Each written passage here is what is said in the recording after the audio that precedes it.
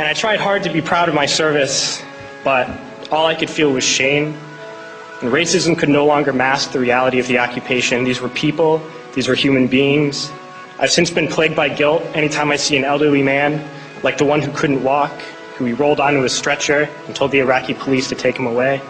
I feel guilt anytime I see a mother with her children, like the one who cried hysterically and screamed that we are worse than Saddam as we forced her from her home. I feel guilt anytime I see a young girl, like the one I grabbed by the arm and dragged into the street. We were told we were fighting terrorists. The real terrorist was me, and the real terrorism is this occupation.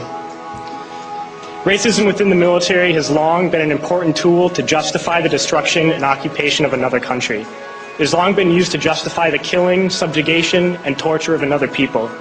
Racism is a vital weapon employed by this government.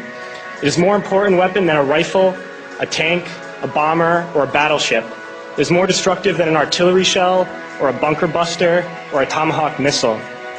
While all those weapons are created and owned by this government, they are harmless without people willing to use them. Those who send us to war do not have to pull a trigger or lob a mortar round. They do not have to fight the war, they merely have to sell the war. They need a public who is willing to send their soldiers into harm's way. They need soldiers who are willing to kill and be killed without question. They can spend millions on a single bomb, but that bomb only becomes a weapon when the ranks of the military are willing to follow orders to use it. They can send every last soldier anywhere on earth, but there will only be a war if soldiers are willing to fight. And the ruling class, the billionaires who profit from human suffering, care only about expanding their wealth, controlling the world economy. Understand that their power lies only in their ability to convince us that war, oppression, and exploitation is in our interest. They understand that their wealth is dependent on their ability to convince the working class to die to control the market of another country. And convincing us to kill and die is based on their ability to make us think that we are somehow superior. Soldiers, sailors, Marines, airmen have nothing to gain from this occupation. The vast majority of people living in the U.S. have nothing to gain from this occupation. In fact, not only do we have nothing to gain, but we suffer more because of it. We lose limbs, endure trauma, and give our lives.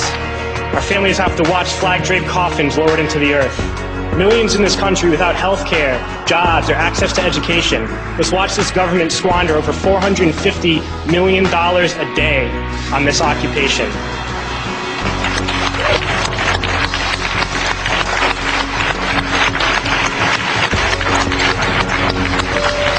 Poor and working people in this country are sent to kill poor and working people in another country to make the rich richer. And without racism, soldiers would realize that they have more in common with the Iraqi people than they do with the billionaires who send us to war.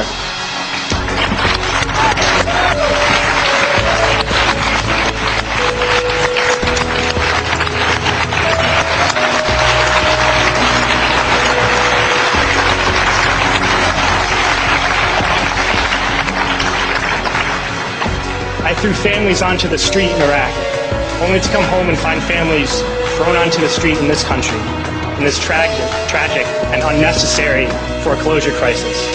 We need to wake up and realize that our real enemies are not in some distant land. They're not people whose names we don't know and cultures we don't understand. The enemy is people we know very well and people we can identify. The enemy is a system that wages war when it's profitable. The enemy is the CEOs who lay us off from our jobs when it's profitable. It's the insurance companies who deny us health care when it's profitable. It's the banks who take away our homes when it's profitable. Our enemy is not 5,000 miles away. They are right here at home. If we organize and fight with our sisters and brothers, we can stop this war, we can stop this government, and we can create a better world.